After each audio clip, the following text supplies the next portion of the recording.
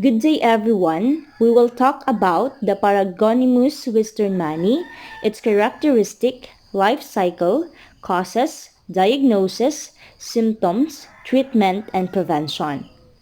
Paragonimus westermani is a diagenetic trematode that infects the lungs of definitive host or the human. It is discovered in 1877, found mainly in Asia, and the lifespan of this parasite is usually 6 years but can live up to 20 years. The Paragonimus westermani is the most common cause of lung fluke that infects human.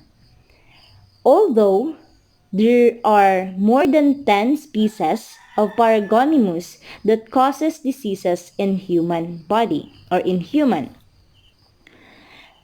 This Paragonimus westermani is reddish brown, plump-bodied, and shaped like a coffee bean.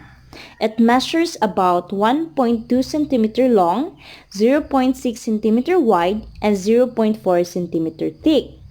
This Paragonimus westermani is found in Asia, Africa, and South America. Let's go to the life cycle of this infection or of this parasite.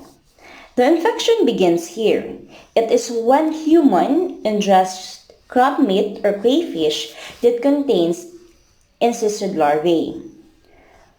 When this encysted larvae ingest, the larvae hatch in the small intestine of the human host, and the immature fluke travel to the lungs, to the lung parenchyma, and mature into adults. So in the lungs, it is where the lung fluke became adult. In the lungs, this matured fluke now produces eggs that enter the bronchioles.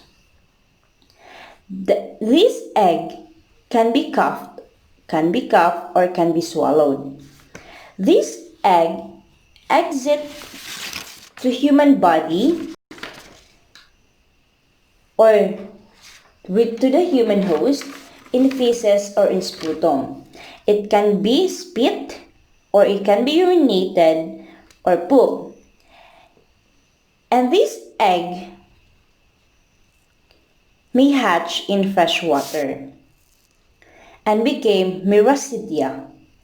Miracidia infects snail, which is the first intermediate host. When the Miracidia infect the snail, it goes on the stages that it became Sporocyst, Radiae, and Serracariae. This Serracariae then invade the crustacean, including crab and crayfish.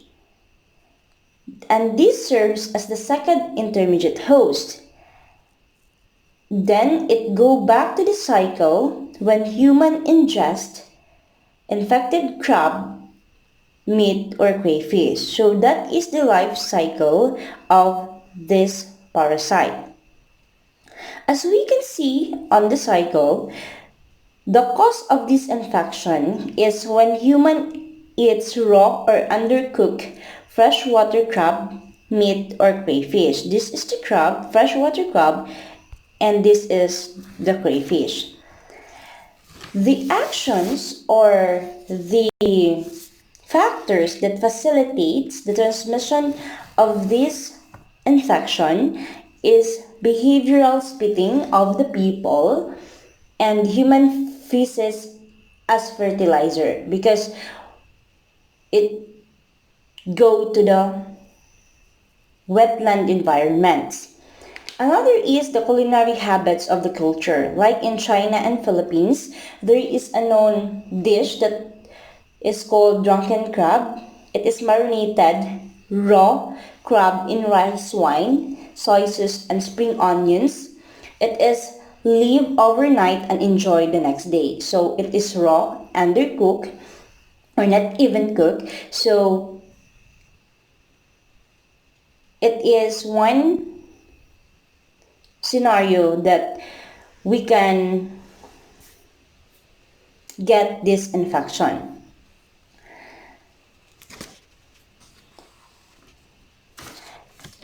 It takes anywhere from 2 to 20 days following ingest of raw crab meat to present with symptoms. However, most infections are asymptomatic. Symptomatic cases may initially present similar to chronic bronchitis and tuberculosis. There are two phases of lung fluke infection. It is the early and late infection. For the early infection, it is the stage from outside infection to the first egg production. Symptoms are fever, malaise, diarrhea, epigastric pain, and chest pain. Sputum samples may or may not be blood tinted. Late infection, it is when mature flukes are present in the lungs. Symptoms are hemoptysis, no fever, and test in labs will show eggs in the sputum. This infection is diagnosed by identification of Paragonimus eggs in the sputum. Also, eggs are sometimes found in stool samples. Tissue biopsy is sometimes performed to look for eggs in a tissue specimen. Also, CT scan of the brain and X-ray of the lungs.